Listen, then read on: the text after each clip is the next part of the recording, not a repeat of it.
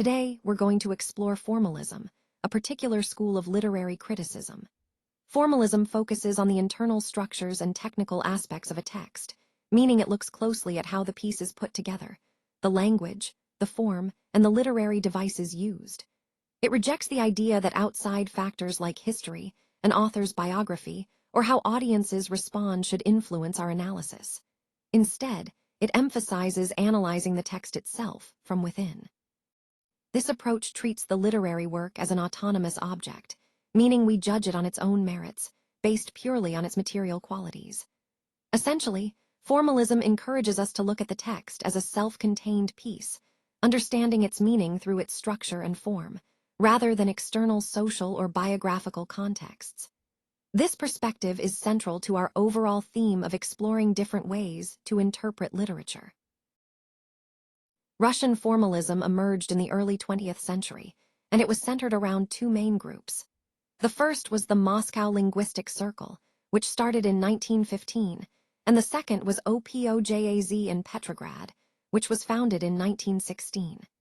These groups brought together key figures like Viktor Shklovsky, Boris Eichenbaum, and Roman Jakobson, who played crucial roles in developing the movement.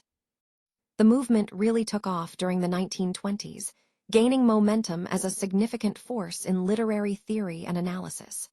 However, by the late 1920s and early 1930s, it was silenced due to the rise of Stalinism, which suppressed many intellectual and artistic movements. It's also important to note that Russian formalism was deeply influenced by the materialism of the futurist movement, especially in poetry and art. This influence helped shape their focus on the formal aspects of literature, what makes a work work, rather than just its content or social context. In the broader scope of our presentation, understanding these origins helps us see how formalism was a response to earlier artistic movements and set the foundation for later structuralist and formalist approaches in literary studies. So, the movement we're discussing here aimed to establish a scientific basis for literary study. Essentially, they wanted to move away from more subjective or appreciative ways of responding to literature, methods that rely on personal feelings or aesthetic judgments. Instead, formalists focused on identifying specific laws, structures, and devices that are unique to literature itself. They believed that a literary work should be analyzed not as a spiritual or emotional essence, but as a material fact, something that functions like a machine. This approach emphasizes the mechanics of the text, breaking it down into its components. This scientific impulse really demanded that we focus on technique, how a piece is constructed, rather than on mystery or pseudo-religious ideas about the divine or spiritual significance. Essentially, they wanted to understand literature through a more systematic, almost empirical perspective, aligning literary analysis with scientific methods. The primary object of study here is literariness, or literaturnost in Russian. This concept refers to the specific qualities that transform a work into a literary work, making it stand out from everyday language. Formalists, in particular, focused on how literary language differs from and even distorts what we consider practical or ordinary speech. They saw literary language as a special way of using language, one that's organized in its entire phonic texture. What's fascinating is that this distinctiveness is achieved through a kind of controlled violence, an intentional distortion or manipulation of ordinary speech patterns. It's like a deliberate reshaping of language to create something uniquely artistic and expressive. So, when we talk about literariness, we're really getting at the essence of what makes literature special. It's this careful, artistic manipulation of language that elevates a simple string of words into a work of art. This idea ties into the broader theme of how literature transforms our everyday language into something more powerful and meaningful. Viktor Shklovsky introduced the idea of defamiliarization, also known as Ostranenie, which means making strange. What he meant is that art's purpose is to shake up our usual way of seeing things. You see, our perception tends to become habitual, automatic. It's like our mind devours the world around us without really noticing it. Art, then, serves to disrupt that, to break that routine. Its goal is to help us recover the vivid sensation of life, to make the familiar feel new again. This is where the idea of making the stone stony comes in. By making forms difficult or challenging, art extends our perception, the time it takes to truly see and understand. When perception is lengthened in this way, the object becomes more perceptible, more tangible in our consciousness. So, defamiliarization isn't just about making things strange for their own sake. It's about making us see more clearly, feel more deeply, and reconnect with the rawness of experience. This concept ties back to our overall theme, how true art helps us see the world in a fresh, more meaningful way. When we talk about barring the device, we're referring to a technique where a text highlights its own construction and the technical mechanisms behind it. Essentially, the work draws attention to how it's made, rather than just the story or message itself. This approach intentionally breaks the illusion of naturalness, which is often what we expect from traditional storytelling. Instead, it forces the audience to focus on the specific way the work is put together. A classic example of this is Lawrence Stern's Tristram Shandy.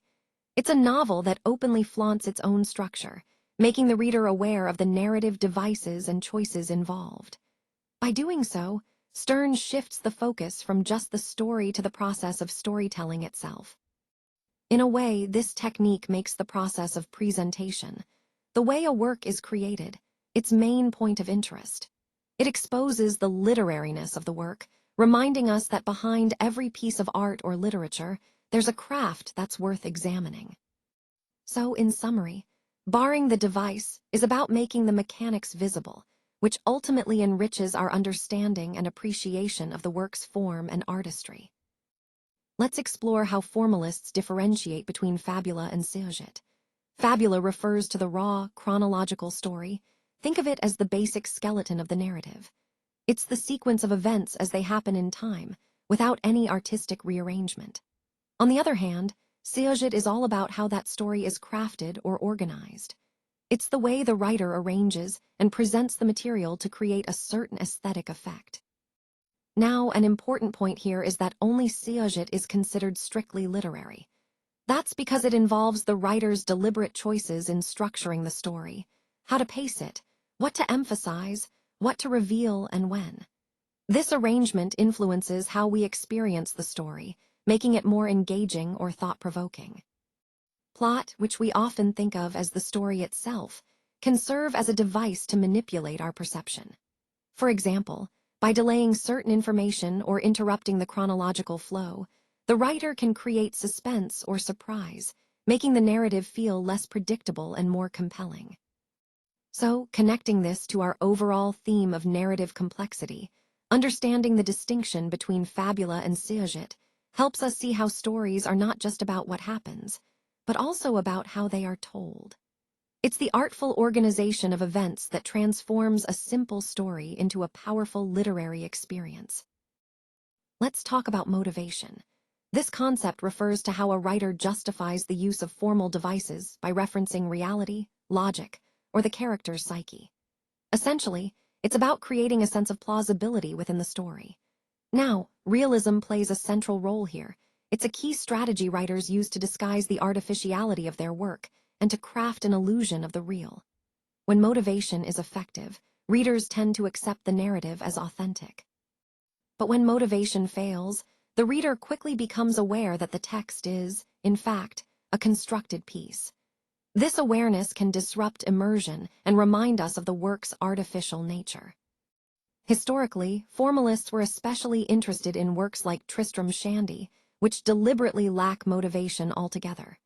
These works are totally without motivation, and that absence actually becomes a point of interest, challenging our expectations of realism.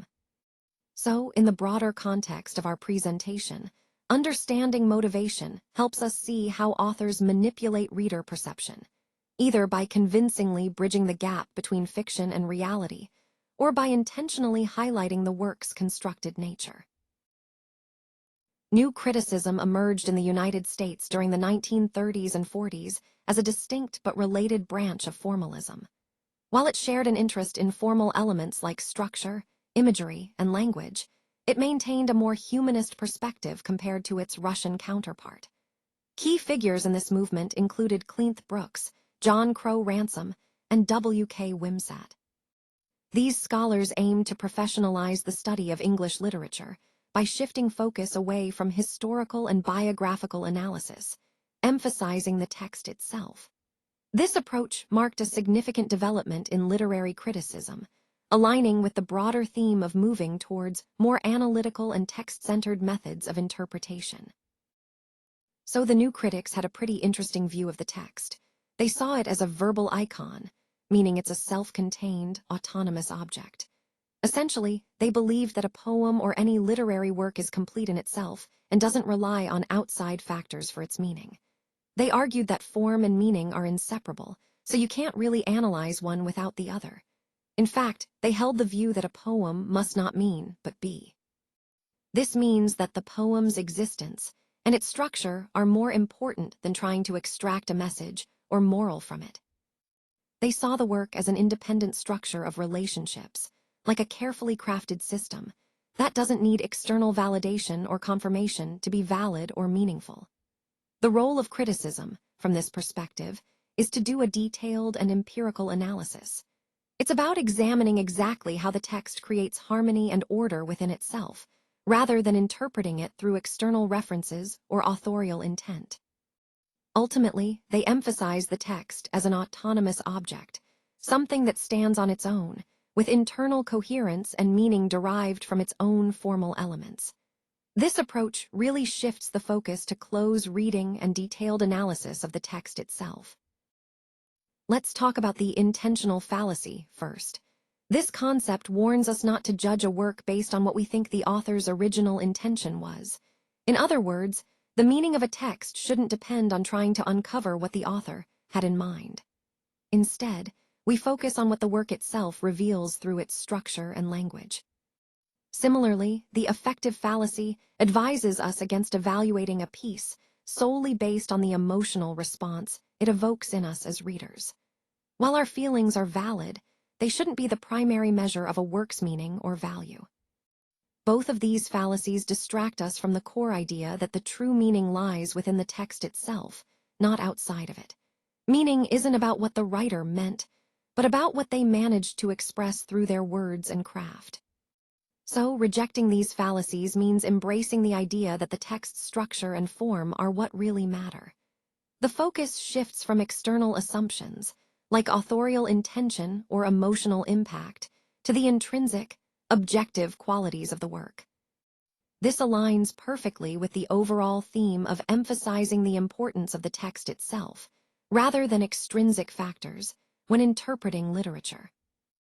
Let's talk about the concept of organic unity, which is a key idea in new criticism. Essentially, it means that every part of a text contributes to creating a harmonious and unified whole. Think of a poem or a story as a living organism. Nothing is there by accident. This is where the biological analogy comes in. Just like in nature, each element works together seamlessly to form a complete, functioning system. This model emphasizes how different linguistic levels, like imagery, syntax, and theme, are all interconnected and support each other. When a work achieves organic unity, it resolves any paradoxes, tensions, or ambiguities into a single, cohesive structure.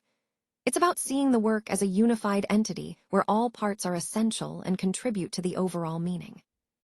In the context of our overall presentation, understanding organic unity helps us appreciate how a well-crafted work is more than the sum of its parts. It's a carefully balanced, integrated whole that invites us to see its beauty and complexity as one. So, here we see that formalism shifts our focus from hermeneutics, which is all about understanding what a text means, to poetics, which is more concerned with how a text achieves its effects. Essentially, poetics tries to identify the underlying rules and conventions that allow a work to create meaning in the first place. The main idea here is to understand what we call literary competence. That is, the implicit knowledge readers have that helps them make sense of texts without needing explicit instructions. While hermeneutics often aims to generate new interpretations by exploring different meanings, poetics asks a different question. It looks at how the established effects or responses are actually achieved in a work. So, in the broader context of our presentation, This distinction is key because it shows us two different ways of engaging with literature. Hermeneutics explores meaning and interpretation, while poetics investigates the techniques and conventions that produce those effects. This shift in focus helps us appreciate not just what a text says, but how it works to create its impact. Tynianov and Jakobson introduced the concept of the dominant, which is essentially the focusing component that rules and transforms a work's other elements. This idea helps us understand how a literary work is shaped around a central element that guides our perception. Now, when we look at literary history, it's best understood as a series of shifting dominants. What this means is that over time, old devices and stylistic choices become automatized, meaning they become so familiar that they lose their original impact and surprise. This constant change reflects what we can call a permanent revolution in literature. Each new development in style or technique aims to push back against the dead hand of familiarity, keeping the literary landscape fresh and dynamic. The dominant, therefore, organizes the entire literary system. It highlights the most prominent element at a given time, while older, more familiar elements are pushed into the background. This process keeps literature evolving and prevents it from stagnating. So, in summary, the shifting dominant is a key concept that explains how literature continuously evolves by replacing the central focus, ensuring that each new wave of innovation revives interest and challenges old conventions. So, formalism really laid the groundwork for structuralism by viewing literature as a kind of system, where language or langue functions as the underlying structure, and individual works are just specific instances or parole of that system. This perspective allowed scholars to analyze texts more systematically. It also provided the technical tools for modern narratology, which is the study of storytelling techniques and how stories are constructed.